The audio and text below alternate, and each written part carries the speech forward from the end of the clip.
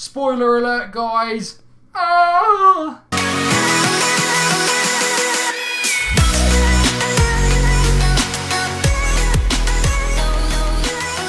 What's up, guys? My name is Chris and welcome back to another episode of WWE Supercard. So, the RTG finished last night and 30 points on Dolph. I said I wasn't getting him because I didn't get the first one because I couldn't be bothered. But importantly, I got Sheamus, which is another WrestleMania Pro for me. And I basically did them just to get some picks. But nothing too major there. Let me know in the comment section, guys, who you got and if you were aiming for someone. And hopefully you did get him. But the more important thing on today's episode is two things. Number one is the team event, guys.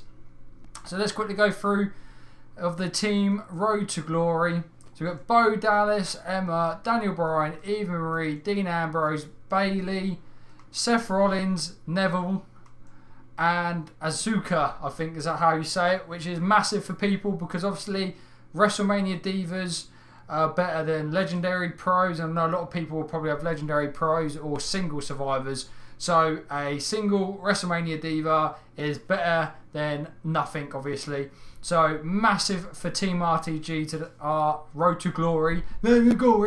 Massive for people today to get this card.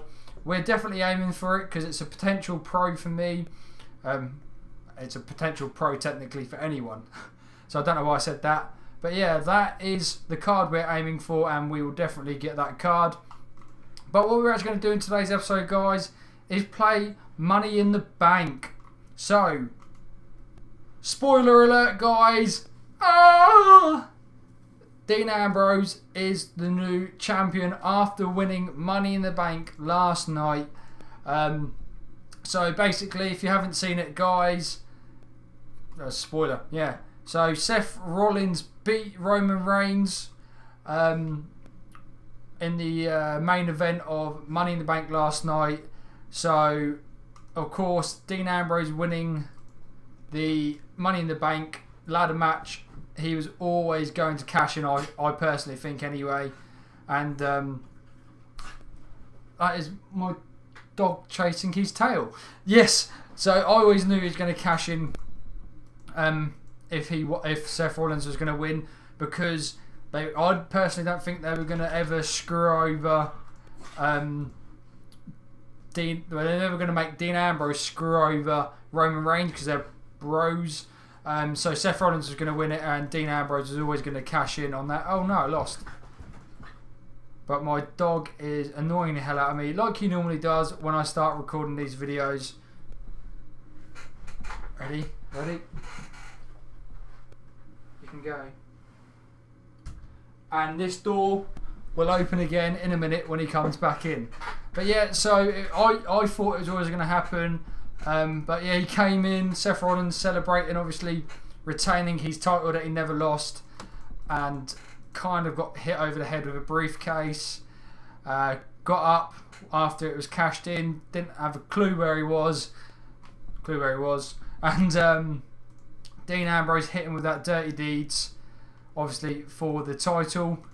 So Dean Ambrose, I think it is the first time Dean Ambrose has ever won the WWE title, because he had that little stint of nicking it off people. Well, nicking it off of Seth Rollins. So yeah, I think it's actually the first time. Correct me if I'm wrong in the comments, guys. But yeah, I think it is. I love Dean Ambrose. He got a bit boring when he had nothing doing. The whole Jericho thing I didn't really like. I thought it was a bit crap. Wicked that all four was there, 20 points times 2, 40 points, boom. But yeah, I got a bit bored of that and I found it really random. So I'm glad that they've kind of thrown him into this triple threat thing. But I don't really think, I was speaking to a mate of mine and we don't really think that this triple threat needed a title in it. I think it was kind of like the Shield. It was a big enough match anyway. And if they were going to do something like this, maybe it could have been for WrestleMania. But they know what they're doing. Oh, there's Dean Ambrose now. So anyway, that is what happened at Money in the Bank, and that is my thoughts anyway. I always thought that Dean would win it and cash in if Roman lost it. But if Roman didn't lose it, Roman would have lost it at Battleground or whatever, and then SummerSlam would have been the big one when he cashed in, something like that anyway. But let me know, guys, anyway, how you are doing with your contracts in the new game mode Money in the Bank. Let me know in the comments how you're enjoying the actual new game mode itself, not even how many contracts you've got. I know a lot of people have already got pros. I know a lot of people have already got one of the cards. And I know that the pricing is really mucked up because it actually says 50 credits to refresh one bout, but actually it's only 25 credits. So if you didn't know that, guys, and you want to spend a little bit, I don't know when they'll fix that or if they accidentally put 50 up and it's meant to be 25.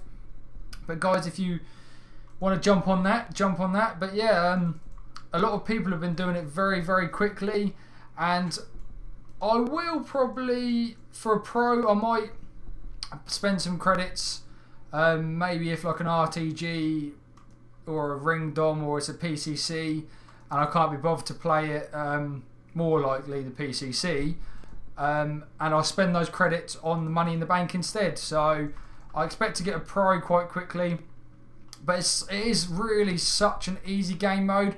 I don't know if they're going to update it to make it a bit harder, but it's very easy to get the 40 contracts. I have mucked up a couple of times not looking at my cards properly, but that's just how you go. And there's been a lot of glitches with the free bouts. I haven't had any today, but like say yesterday morning I had 7 free bouts in a row. A guy on my team had like 10 in a row. So yeah, it depends how the game is reacting at the time. Okay, so let's go. Let's get rid of Tyler Breeze because he loses me quite a few matches. Because he's only just been pro, so he has no things. See like there, but it's okay. You can lose one match and get through. So if you like have WrestleManias like me, so all across the board, that's fine. But if you have 2 survivors in that, you can use those survivors. The first one, if you get a gold survivor, you'll be able to beat him. So use that on the bottom line, and then the second line, you can use WrestleMania all the way up. Or if you're WrestleMania like my Tyler Breeze fails quite a lot, what I do is go up against him with my WrestleMania and just throw the survivor on top, nice and easy, and then you kind of get through all the way anyway. So that's that one. Let's go with onto Gold Dust. Let's quickly do that. This should be another